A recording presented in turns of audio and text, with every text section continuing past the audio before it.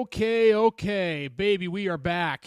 In studio tonight. It's great to see you all. Great to have you in on a Thursday, on a snowy Thursday. Jonathan Williams continues to get day in and day out closer to all that being over. But for now, he's here with us tonight. So we hope you're all staying safe. We hope you're all getting a chance to brave this cold weather in the best and safest way possible. And number one, thanks for being with us. Welcome into the Gem City Sports Podcast, everybody. It is brought to you, as always, by Rebich Investments, keeping financial guidance simple. If you want more info, it's simple. Just go to their website, www.rebichinvestments.com, or simply call their phone number. That phone number, you might ask, 814-734-3433 during normal business hours, 814-734-3433. Rebich Investments, keeping financial guidance simple. We are in the Millennium Sound Studios in Edinburgh tonight doing a pod, and excited to talk about so many things, Jonathan, because, man, you know, the world of sports keeps on turning. Everything has been going on. We've got a big episode tomorrow talking NFL playoffs and college football playoff. But locally, tomorrow night is Rivalry-a-Palooza. And I don't know if it was planned that way, but I think we can mark January 17th as Fight Night in Erie County when it comes to high school basketball. We're talking with Tom Koval on that in a few minutes. Yeah, you know how college football has their rivalry week, which is typically towards the end of the college football season, and that kind of like last week or two where you get all your in-state rivalries and your big matchups. Apparently that's tomorrow for us. It's going to be a lot of wars, like little mini wars around Erie County, and it is going to be a delight for fans to see. No matter what game you're at, you can't go wrong tomorrow. Great thing about basketball is, and this is kind of the Jekyll and Hyde of the season. The season's long for basketball. It's really, in terms of covering it, it's the longest season of the entire year, stretches out over 2 calendar years, all that fun stuff. That's the bad part. The good part, though, is that you get these rivalry games, a lot of them twice a year, because a lot of these teams are in the same region. Tonight, we're previewing with Tom Koval, our District 10 basketball insider. Cathedral Prep Meadville, going to be an amazing game. McDowell Erie, the 6A championship game. It's going to be round 1 of 3 between these two teams coming up tomorrow night. And for those of you out in West County, baby, Fairview Girard's happening tomorrow night. What a game that's going to be. The 2 undefeated teams in region number 6. So much exciting stuff going on. And so, why not bring in the man who has been around District 10 so long and is getting a chance to play a big part of it, even not as a head coach. And that is Mr. Tom Koval, former District 10 championship-winning head coach at Erie High School. Tom, we were just saying it's like Rivalry-Palooza tomorrow. I don't know if that was done on purpose, but apparently everyone picked January 17th and pinned it as a Rivalry Friday.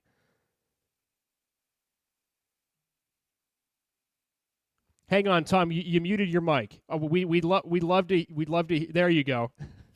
So yeah, it does seem to work out that way, right? And there's a lot of good games that are matched up, and it makes it exciting for the players, that's for sure, because they get so much more excited playing against their rivals. I was going to say, because we're going to start with McDowell Erie with the preview, but I mean, as a coach, you always want to preach to your team that every game's the same, right? And I think you kind of have to in a way, but when you play your rival, there's got to be that extra bit of juice, right? How do you as a coach handle that? Because I feel like there's got to be a line. You don't want to tell them it's just another game, but I'm sure you also don't want to try to overhype it. How do you exactly deal with that, if you will? Over my years, I've come to understand that no matter what you say, you can't take the emotion out of it. So I just preach that it is just another game, and we try to talk about the goals that we're looking at accomplishing, like maybe our focus points of not turning the ball over, or running a certain press, and that helps them focus on their job. But the emotion is going to be there no matter what you say. All right, so let's go ahead and talk about the games here that are really going to be interesting for Friday, because I think number one is the game that you coached in so many years. And I think ever since you were the coach at Erie, and even going into now, McDowell Erie has taken on a new special meaning of rivalry in this area in basketball. It was there in football. It's been there in other sports. But in the last few years, really ever since COVID, you've gotten a chance to see firsthand just exactly what this game means to both of these teams.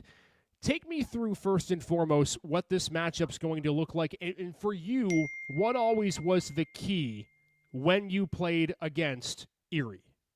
McDowell, excuse me. Right. I think our main focus was to try not to be super sloppy, right? You watch those rival games between Duke and North Carolina, no matter what, that everybody's playing so physical that things get really sloppy. So we try to not get in a hurry, right? I tell them be quick, but don't be in a hurry. Double check your passes, know where you're supposed to be, really focus on spacing, things that'll try to help them because like I said, you can't take the emotion out of it, and they're going to be playing super hard no matter what. So let's get into the matchup when we take a look at these two teams and what is going on this year. Erie, of course, has a little bit of turnover with Coach Pulliam, and there are a few players from last year that have been transferred over, if you will, or on the team from last year. But McDowell, man, they've looked impressive. Coming off that triple overtime win against Cathedral Prep, they've won 6 straight games. When you look in, when we start with the Trojan team, what exactly makes them how they are and how good that they have been in their time so far this year, sitting there in Region 7? I think one big factor for Kevin over there at McDowell is that he's got 6 seniors that play significant minutes. There's nothing better at the high school level than to have experienced senior players on your team. They just play with more poise. They've been there. There's a thought in the back of their mind how serious this is compared to juniors and sophomores because it's their last go. So he's got 6 of those that play significant minutes. And I think he's very lucky for how balanced his team is. If you look at last year, Tyler Grove was their big offensive weapon, and they tried to run a lot of things through him. This year, they spread it out a lot. They have a lot of guys that can contribute on the offensive end, and that makes them a lot harder to game plan for and a lot harder to guard on the defensive end. So Coach, kind of leaning to both sides of this matchup and previewing both sides. Obviously, Erie has not had maybe the start that they had hoped that they would have, and they've been struggling just a little. They're 2-2 in their last 4, and they've had some defensive struggles recently. What are you seeing out of Erie that maybe might be a source of some of their problems, and maybe what do you see that they have as a improve and kind of get back on the winning foot? Well, let's look at the opposite of what I just said about McDowell, right? Last year I had 10 seniors, so I was in that boat, right? And Coach Shannon's got, 2 returning seniors with Julius and Marquand Darnell. They got a little bit of minutes last year, but not a lot. So they're still very unexperienced in this halfway through our season. So I'm expecting to see that come along a lot, right? I mean, they're coaching every day and they're playing games every day, so they're going to continue to get better. But they're just very young and are seeing things for the first time because they didn't get a lot of reps last year. So what is as putting your coach hat back on, what is a way for you or that you used to maybe get a younger team going? Obviously they don't have as much experience in minutes. They don't have as much experience playing alongside one another. So is it simplified game planning? Is it more team bonding activities outside of off the court maybe? Like, what is a way for you to kind of jumpstart maybe a more inexperienced team and kind of get them to start playing together? I think as the season progresses, you find some of the things that they're really good at, and you focus and put them in those positions, right? So keeping it simple, yeah.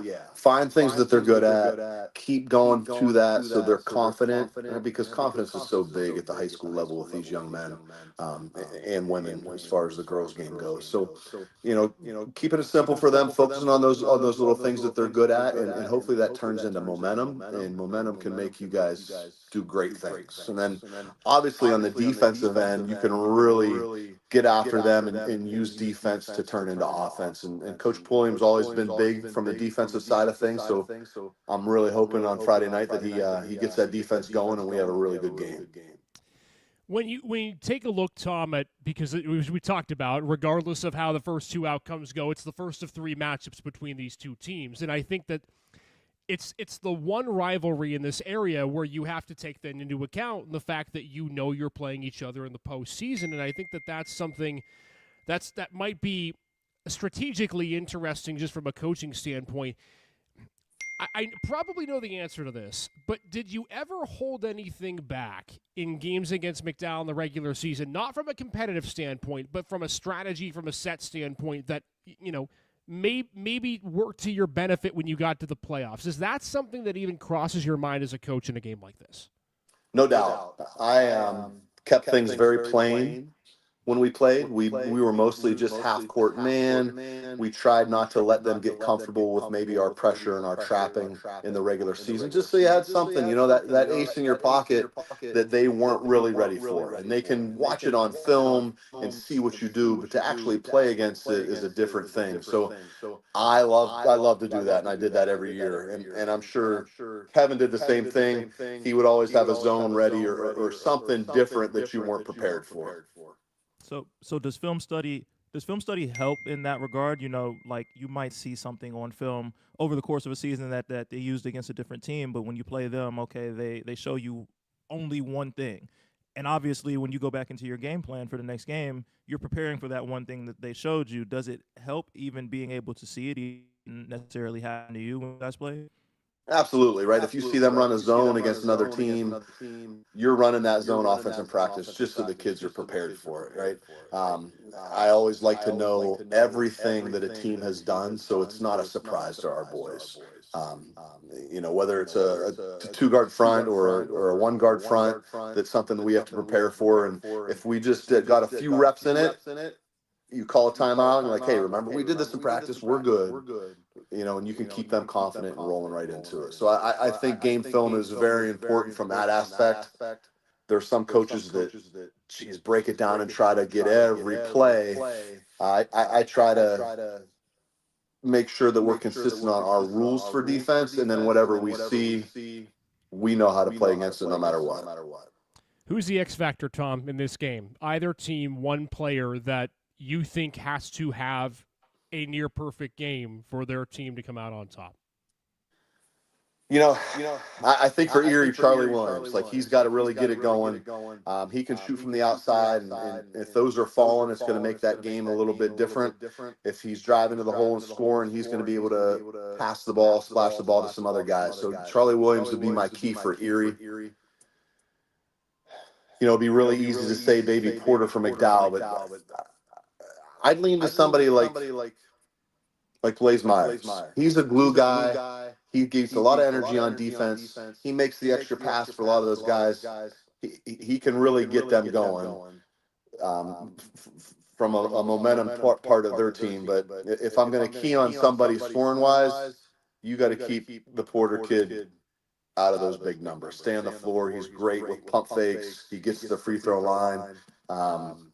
He does a great job scoring that basketball. Yeah, and a good point, too. Inside play is going to be big. Of course, that was something you relied on in terms of grabbing rebounds when you played McDowell. And we know Camden Kramer is shooting the lights out of the gym. Him and Quentin Orlando were huge in that win against Cathedral Prep in triple overtime last week. Speaking of Prep, let's talk Prep Meadville in another huge game. They won't play each other in the postseason, but for the last couple of years, it has been the 5A championship game, so Region 7 rivals renewed. And this game is intriguing to me just because of the different styles of which these two teams play at times. Your thoughts first and foremost, Tom. I know it's just fresh in everybody's minds, but Cathedral Prep's performance in the Burger King Classic, they nearly pull it off and win the entire thing. Big win over Aliquip on Friday. They lost in a heartbreaker on Saturday in the championship. It always seems like this is around the time where Jeremy Lynch and Cathedral Prep gets themselves in a position to be perennial playoff and state playoff contenders. What did you make of the BK Classic performance from Prep, just from what you saw? If you saw anything, but just from what you were able to see. Every year with that tournament, they get the opportunity to play against some really good teams. And I think there's nothing better as a coach to say, look at that level that we just played against, and the players get all that confidence and they take it into region play and going into the playoffs. And it almost seems easier to play against the other teams because of that. And like you said, great game against Aliquip, a really good team, and they almost pulled it off against Archbishop Wood, who's they're ranked in the top 5 of 6A, I believe, that I just saw today. They're really talented. Yeah, so that it gets them game ready. You know, they're sharp, they're ready to go, battle tested, and they roll into the end of the season with those games. You know, I think that's why it's so important to play against really stiff competition. What they say, iron sharpens iron. So So obviously, yes, it's important to play in those games that kind of test you a little bit and show you where you measure up against another good team and against a team that you might not necessarily see on a regular basis. Do wins and losses so much matter in those matchups? Like obviously wins can be huge for confidence when you beat teams like that, but is there a line between playing so many of those games and taking maybe a few more losses on your record and maybe playing a slightly easier schedule and maybe only like one or two of those games that really test you? I mean, it comes down to the fact that we have young men playing a sport, so it's a balance. Their egos are so fragile at times, so you want to win. You don't want to lose too much.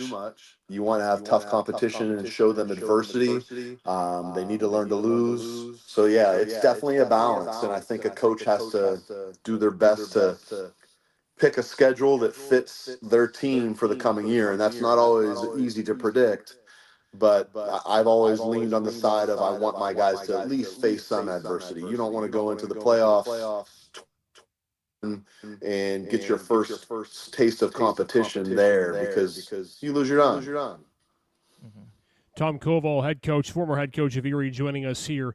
I want to ask you about a couple of players in particular, Tom. And we've said on this show so much from Meadville of Jack Burchard, Lucas Luderin, and how much they shoot the lights out of the gym. Jack's sitting 5 points away from getting to sixth place all time in Meadville scoring history. He has a chance to do that tomorrow night against Cathedral Prep. What about those two make them so difficult to guard? Because it seems like if one's having an off night, the other one is playing as well as they've ever played in their career. How would you go about trying to guard those two, just in terms of how well they've been able to play this season and play off of each other, quite frankly? Well, first off, I would not try to guard them at all. I'd try to find two young players that can go out and guard them, and that's a difficult matchup. You know, I think Mark's got a good team there that has chemistry that have been playing well together for several years, and I think that's what makes them even more difficult to guard because they know exactly what each other are doing, and they both play off each other really well. You got one that can drive to the rim, and the other spotting up for a three, and they can flip flop and do it the other way too. So it makes it very difficult to contain those guys. You know, it's easier if it's just one player on the team and you can focus your whole defense on that. But when you got two or maybe three, because they got another player out there that can shoot at guard as well. So they're very difficult to match up with defensively. Yeah, Tyke Butler becomes a big number 3 for this Meadville team and a guy who can run the floor, too, with a lot of pace. When we look at this matchup, Tom, the player that intrigues me the most, just in terms of how Jeremy Lynch is going to use him, is Michael Thompson. Because to your point, Meadville's a shooting team. They like to attack. They can go to the rim, but they're an outside shooting team with distance.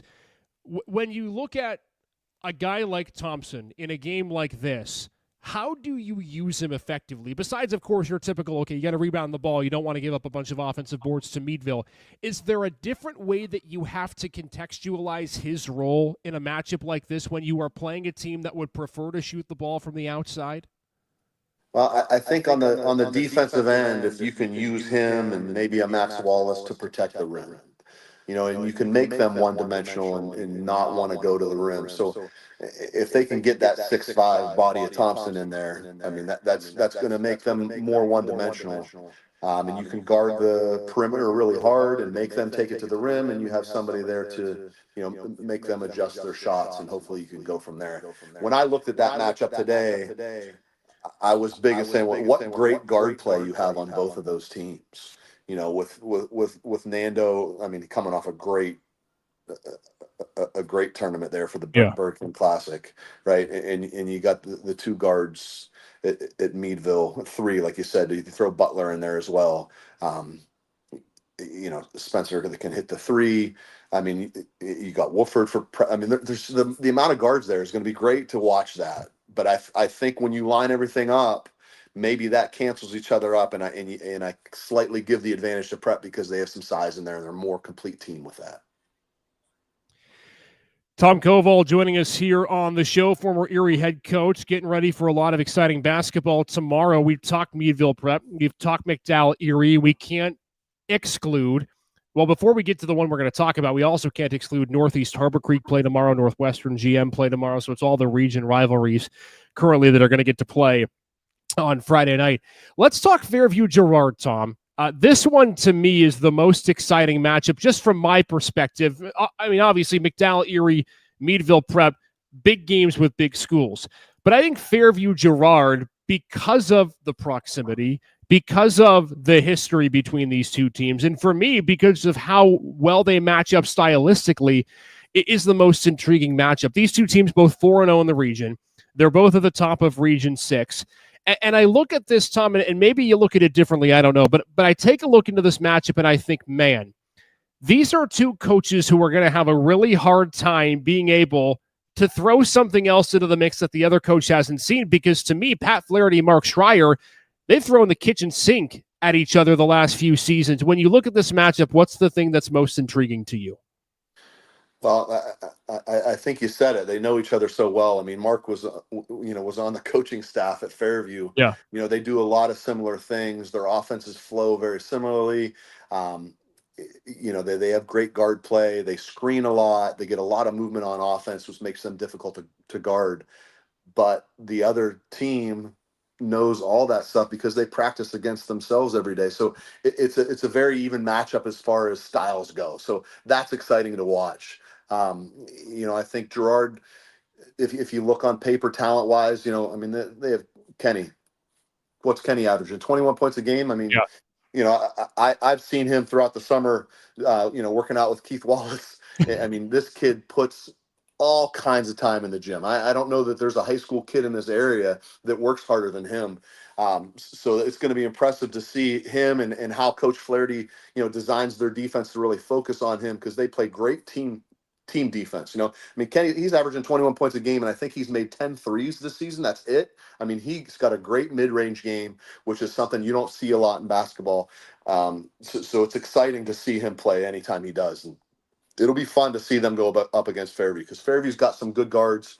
They can all score, and sometimes they don't. I think that's one of the things that they've struggled with is scoring sometimes. But they play as a team. If they can get a couple people to get it going, it's going to be a battle, no doubt.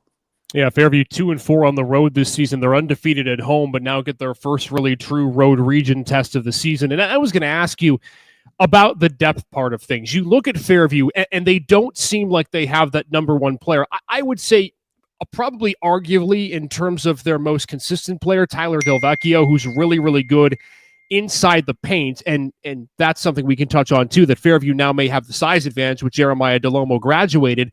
But Fairview just seems like they have a bit of depth this season, whereas for Girard, you make the argument that it's Kenny Godoy, it's Ryan Pratt, and then who is that third option? Does depth play a factor in this game, Tom? And if so, how has Fairview, in your mind, been able to use that this season, knowing what Pat Flaherty does as a coach? I think depth is a huge thing, especially when you get into these rival games, because you need those other players, those other parts to step up and make big plays. The attention's going to be on Kenny, and he's going to need somebody to come up, whether it's the toughness of the Mays kid or something like that. But I agree with you. DeVecchio gives an inside presence with a little bit of toughness for Fairview, but they're deep. They have, maybe not a lot of great players, but they're very evenly talented. I'm sure it's really hard as a coach of which kids I want to play on that team, because you put one kid on the bench and you bring one in and he looks like the same player, right? They can all dribble, they can all shoot, they can all pass. And that makes it difficult because they come in and offensively they don't miss a beat. Yeah, it's kind of interesting when you look at their roster and you're looking at their stats. Every player on Girard's roster has scored at least once this season, which is something that isn't like when you look at other teams around the region, that's not something that is necessarily a given, but there's not a player on their roster that hasn't scored the basketball. For me, that makes them, like, to your point, that makes them dangerous because, yeah, it's tough to figure out kind of who you want to play over who, but for an opposing team, everyone is equally dangerous. There's no drop off anytime they sub because everybody has the ability to affect the game in one way or another.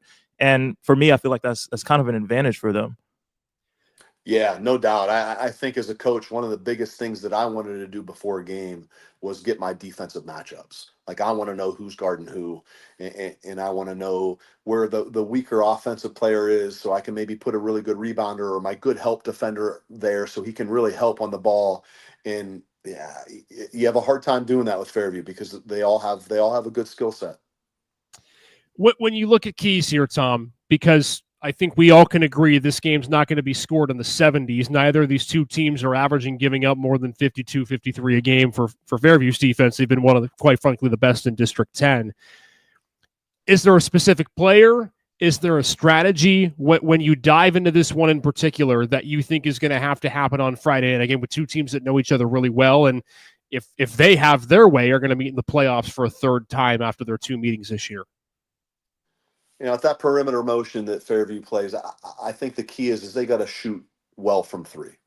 If they can make some outside shots, that makes their offense very dangerous because they backdoor cut and move really well without the ball. So if they're able to knock down some shots, and I don't think it's a particular person, right? Just as a team, if they can make some, that's going to spread out Gerard's defense a little bit and make them, not able to help. And I think that's going to be a difference maker because you're right. When you talk about defense, these two, I can see this game being in the high 30s for sure. Not what we're necessarily used to seeing, at least from Gerard with their last year and their scoring prowess, but it's just like football in Erie County when you get to the nitty-gritty of things in region play. Basketball, points come few and far between. There's still that truth in District 10. Couple of minutes left with Tom Koval, former Erie High boys basketball coach and a District 10 championship winning coach and our basketball insider for 2025. Want to get your final thoughts here on a girls game that just went final, Northwestern taking down Mercier's Prep 54-27. And just your thoughts on the Wildcats. I know you touched on them a bit a couple of weeks ago, Tom, but this Northwestern team to me has a chance to be something special. And we could talk about Michaela Presser-Palmer all day, but do you get the sense that this is a more balanced Northwestern team than what we've seen in years past with Michaela? Just your thoughts on the way the Wildcats have been playing so far this season, and the lack of blemishes that they have had. Well, I'll tell you what, the thing that I like about Michaela is that she makes the players around her better. And I think that's what's been a difference for Northwestern this year. When she shares the ball, they got some other girls that are making plays, which makes it tough. Particularly against Fairview. I mean, that was a 30-point game. I think it was 33-30 was the final score in that one. I mean, really tight game. And she does all the little things, and the players around her do the same thing. Right, so they're really emulating her and playing like her, and it brings them all up to another level. Steve's doing a great job down there this year with them, so it's exciting to watch them play. Double-double for Michaela Presser-Palmer tonight, 37 points. She tackled 17 rebounds in the process, and Northwestern continues to roll on the girls' side. They are going to be a team that'll be really tough to stop come playoff season. And with the win over Mercyhurst Prep, they now have essentially given themselves I want to say a fast-track pass to the region championship. They beat Seneca just a short while ago, 14-0 now on the season after they beat this Mercyhurst Prep team who drops sub 500 in region number 3. Finally, Tom, and this can be boys or girls basketball, is there a team that we haven't mentioned so far today that maybe is flying under the radar that you've been really impressed with so far this season as we hit the middle of region play? I talked to Coach Garrity the other day, the Fairview girls coach. Another day, it was a while ago. It was, I think, right after they lost to Erie, and he was a little down. Said we're struggling scoring, and I felt for him. We talked about how good that Erie team was, and I think Fairview's been going under the radar a little bit because since that game, I don't think they've lost. Right, they had those 2 early losses, one to Northwestern, they only lost by 3. In the Erie game, they were only down 1 at halftime and 2 going into the fourth quarter. But they've rattled off 8 in a row since then, right? And every game that they've played has been by more than 10 points. So I think even though Paige might not be scoring the way she did last year and putting up the points, They're balanced. They play great defense, and they're running through teams as well. So I think they need to get a little bit of credit out there also. And on the boys' end, I said it last time we were on. Watch out for Meadville. Those guards are something else, and you don't hear enough about them down a little further south. But they're going to make some noise at that 5A level for sure. Tell you what, you want to talk about a big game coming up 1 week from now?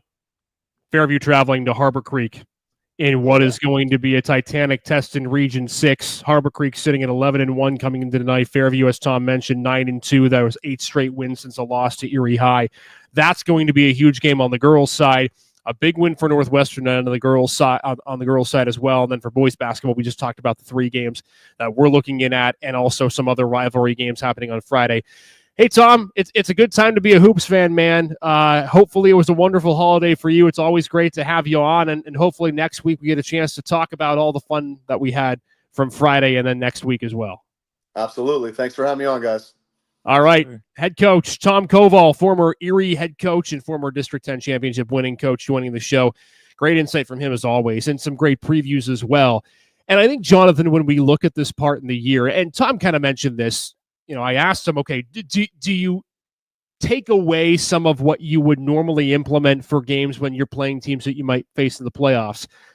I understand to an extent that you want to do that, but it's also hard to tell a team, hey, we're playing our rival. If you're, let's just say you're Coach Pulliam coming into Friday. Hey, guys, we're playing our rival. And I understand that, we're going to play them 3 times this year, but we're going to take a little bit off the gas. We're not going to implement our whole strategy. Again, I'm not a coach. You've played, football all your life. You're part of a team game. I just find it hard for a coach to be able to relay that message, to be like, guys, give it your all, but let's not throw in the wrinkles that maybe we could to win this game. Well, luckily for me, I've had just a season of experience at the high school basketball level as an assistant coach, and I can tell you, when you get into matchups where you're playing one team multiple times in the season, it's not even necessarily that you have to tell the kids to pull back. It's just you hold off maybe on some things that you might want to install. Yeah. High school basketball season, it's tough to get consistent practices in with your game schedule. You have multiple games a week, so you hold some things. Obviously, teams have their install period and they put in their plays, and you add things throughout the season and little wrinkles and things that you might think will help you against certain matchups. But if you got a team down the road and you play a team 3 times, you might see something in that first game where it's like, okay, we can exploit that. Yeah. But if that third game is going to be your district championship game, you might wait until after that second game to install a certain set or a certain defense, or maybe a certain press, or even a press break. Like you kind of hold off, and you don't necessarily give it to the kids just yet, because it is hard to tell them, hey, we ran this just to stop this, and they're doing it, and we're not going to run it. So you take it out of their hands, you hold it to yourself, and you spring it on them when the time is right. And then when you get into that game where it really matters, that's the time you go to it. I'll tell you what, it was so fascinating too last year watching McDowell Erie, and I got a chance to witness all 3 games on the boys' side, but just an example in the fact that the first 2 games, both teams come out and their guns are blazing, right? They're trying to fire early. They're trying to shoot threes, trying to attack the rim and go up double digits is your goal by the end of the first quarter. And then you get to the District 10 championship game. I remember being in that building and thinking to myself, this is a feeling out process for 2 teams that are now playing a third time. But what Tom says, what Jonathan says, now it makes sense that, okay, you're probably saving a little bit for some games down the road when teams meet again. Again, we want to mention McDowell Erie are going to play 3 times. Prep Meadville, not going to play in the postseason, so maybe you can let something out of the bag a little bit. Fairview Girard, if we have our way with the 16-team tournament that we want in 4A, they may not play each other in the 4A playoffs. Who knows? But they're going to get at least 2 matchups between each other, and those are the big games coming up. And again, we'd be remiss if we didn't mention the girls' basketball game between Fairview and Harbor Creek that's coming up next Thursday, and a lot of other good ones as well. All right, we're going to talk football in just a second. Before we get to that, though, our show, of course, always brought to you by Rebich Investments. They do one thing really well, keep financial guidance simple, and they are the best in town and the best in all of the Erie County area with your financial guidance. 814-734-3433 is the number to dial. www.rebichinvestments.com is the website to go to for all your financial guidance. Turn to Rebich Investments, keeping financial guidance simple. we had a coaching change, an official coaching change that took place and announced earlier this week. Of course, Edinboro head coach Jake Nolf leaves to take a job as an athletic director at Kiski High School in Pittsburgh. And so the Fighting Scots were looking for the replacement. They have found one, and he comes from formerly the PSAC ranks and now from Super Region 1 Power New Haven. It is Matthew Scott, 17th head coach in program history. Let's talk a little bit about it, Jonathan, and get your reaction. Jake Nolf was brought in as I think what a lot of people thought was an offensive guru, right? Someone who could fix the offense, who could get Edinboro outside the hash marks. And there were games that they were able to do so.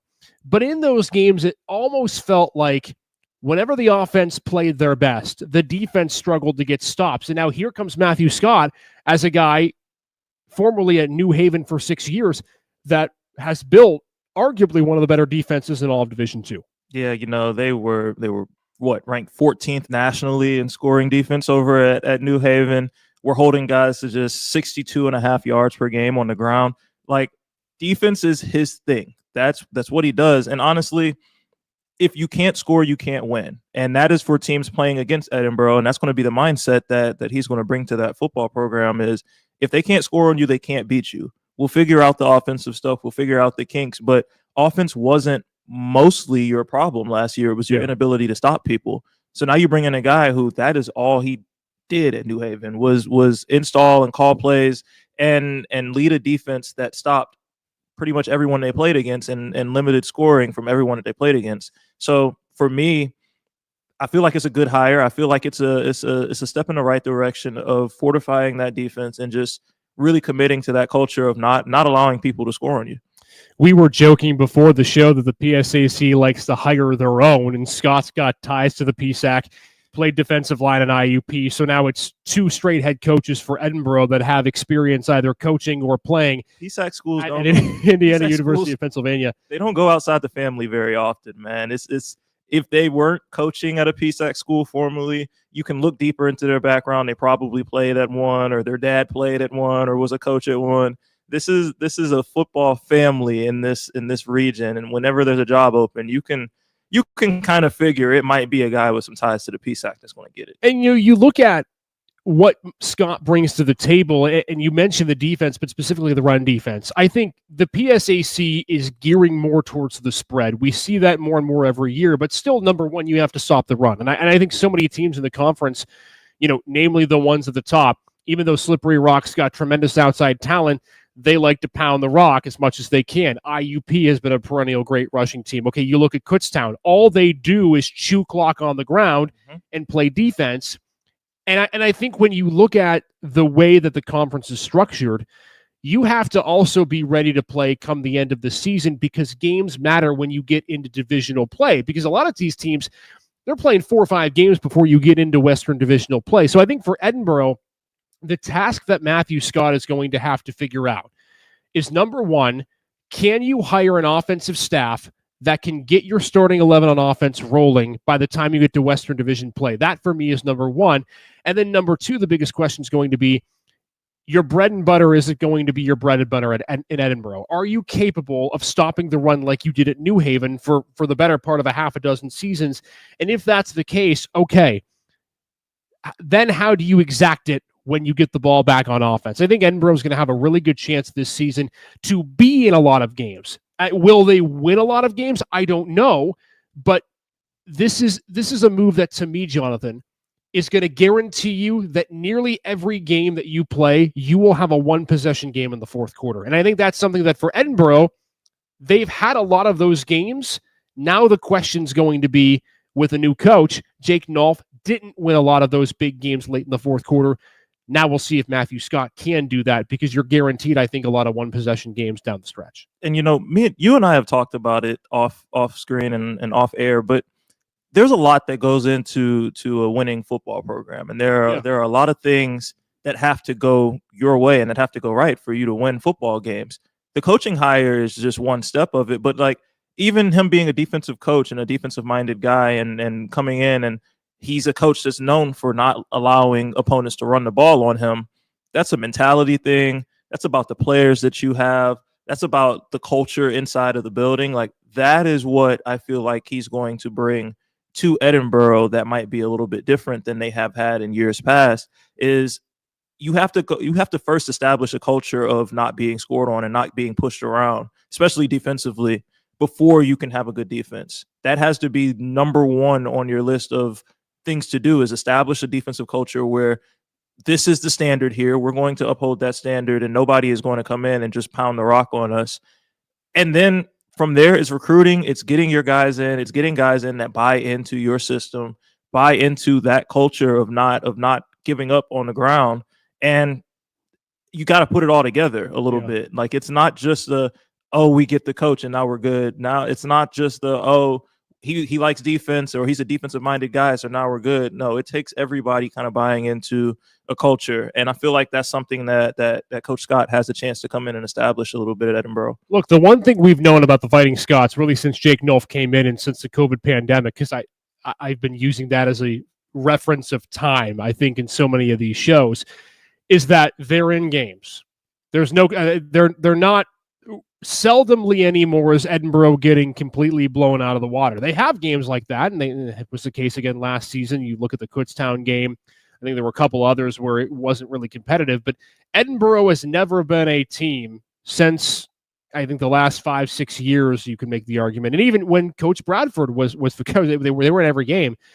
Edinboro's not a team that I think is that far off from being really competitive. It'll be interesting too to see what Coach Scott brings in from a recruiting standpoint, what he brings in from a transfer standpoint, because now, of course, in college football, I think it's a little easier to be a new head coach at the beginning because you can start bringing more and more guys in through the transfer portal and such as things like that. So we'll see how Matthew Scott does it. Edinboro has some time before game number 1 hits, but the Fighting Scots have their new head coach to prepare for the start of the season. All right, we're almost done with our episode, but we'd be remiss if the two Gannon guys, the player and the employee, didn't talk about last night at the Highmark Events Center and what that atmosphere brought in last night. Jonathan, you were there for the men's game. I was there, I think, since 5 a.m. I don't know if I slept at home on Tuesday evening. I think I slept in my wife's office upstairs. But just your thoughts on the reopening of the Highmark Events Center and a building that, you know, I think what I've coined it as and I've described it as is a building that has a lot of respect for the heritage, and you can tell that it is the Audi, the Mill, the Highmark Events Center. But man, it is brighter in a lot more ways than just the lights. Man, yeah, the Highmark or the Mill or the Audi, depending on how long you've been around, it at this point is a historical landmark in the city of Erie, and not having it operational and obviously having it down due to the reconstruction and all of the renovations and everything for the last year and a half. Yeah, just over a year. It's kind of felt like there's been a bit of a hole in the community. And I mean, I'm an implant, you know, I haven't grown up in Erie. I haven't been here, but you being an athlete at Gannon and kind of being around, you hear about a lot of stories, you hear about a lot of memories, even going back to when Gannon went and hired Coach Fee. You heard stories about Coach Fee as a kid coming to that same arena and watching games at Gannon. And it was special to him, and it's special to a lot of people. So seeing it in a fresh light with some updates and a new paint job and just some new fresh amenities to kind of bring the facility up to par with some of the top facilities in D2 college basketball, in my opinion, from my first glance at it. It's just reinvigorating for the entire city. It's reinvigorating for the Gannon community. I know the players love it, and I know they love being back at home. You know, Cathedral Prep were gracious hosts, and both teams were very successful, and the volleyball team was very successful in their time at Prep. I think neither basketball team lost. Yeah, 41-0 combined. Yeah, 41-0 at their time playing at Prep. So that is absolutely ridiculous. But there's nothing like being home. There's nothing like playing at home in front of your people that don't have to go very far to get to you. You know, nothing like students being able to walk out of their dorms and walk to a game on campus and easily pack a gym. It's just nothing like it. And last night, it definitely showed that electricity that was in the building. The men's game was absolutely packed, wall to wall. There was no space in there, and it's going to be like that for a long time because these teams are really good, and Erie's going to show up to support them. Yeah, I was talking with Mike Ruzzi, an Erie News Now anchor who I've had the pleasure of developing a relationship and a friendship with in the last few years in my time working at the station. And of course, he, being from Edinboro and being in the Edinboro Hall of Fame and whatnot, I think what he said to me last night was really profound. He was at the game, and he sent me an email afterwards, kind of just talking about how he felt and following up on something that he said. But you mentioned the crowd. It just felt loud. And it can be loud for any game. I understand that. And, small building, you get any amount of fans and you can make some noise. But it just felt like for a moment that we were paying homage to what basketball games and athletic events for local colleges used to be like in the 80s and the 90s. And even before that, with the toilet paper pictures that you see from the Audi and from the Mill. And we brought that back, I think, in a large way last night. And I hope not just for Gannon, but for, when Edinboro comes to the Mill, I keep saying the Mill, when Edinboro comes to the Highmark and plays Gannon, and for other college programs around this area, hopefully we just see more of that in general. I think it's really awesome to get to see these crowds, the local supporters, and we've said it for so long, that local sports run this town. They run the town around here. They're the reason why so many of us get up and do what we do. It's the reason why we're doing this podcast. It's the reason why so many of you are watching this podcast, is because local sports, they matter more in Erie than they do almost in any area in America. And it's really great to see that last night. And set your calendars, February 5th, Gannon, Edinboro at Highmark Events Center, men-women doubleheader. That's going to be a heck of a game and a heck of an atmosphere. And look, we know how Saturday went for the women's and the men's game. Two very crazy turn of event games. One went the way of Edinboro, one went the way of Gannon. So can't wait for that on February 5th. We'll be there. Hopefully you are too. And we hope you're back with us tomorrow night as well, because we have an episode for you on Friday. 7 o'clock is the time. Wayne Bradford, Nick Artman will join us. And there's so much predictions happening in this episode. We're going to predict tomorrow the College Football Playoff National Championship, which no longer includes Penn State, but we're going to predict it nonetheless because that's our job. Plus, divisional round previews and picks. We're going to break down the Ravens and the Bills, pick who we think is winning the game, and we're going to pick the other divisional round matchups as well. And what I think, and I think what Jonathan thinks, and what all of you think is the best NFL weekend of the year, divisional Saturday and divisional Sunday, man. There is nothing like it. So previews and predictions for those games as well. Yeah, no, it's going to be fun. I definitely tune in for that one because at least one of us is going to make an off-the-wall pick that I feel like you guys are going to want to hear and make fun of them when they're wrong. So, and speaking of off the wall, we're also going to address if Mike Tomlin should be in the building in Pittsburgh any longer. So stay tuned for that. It's going to be a fun one to wrap up your week. Enjoy the games tonight. If you're watching one right now in high school basketball, I'm not sure if there are any still left being played. If not, enjoy the games tomorrow. Be back here at 7 o'clock for our podcast. This has been the Gem City Sports Podcast, brought to you by Rebich Investments from the Millennium Sound Studio. Take care, everybody. See you tomorrow.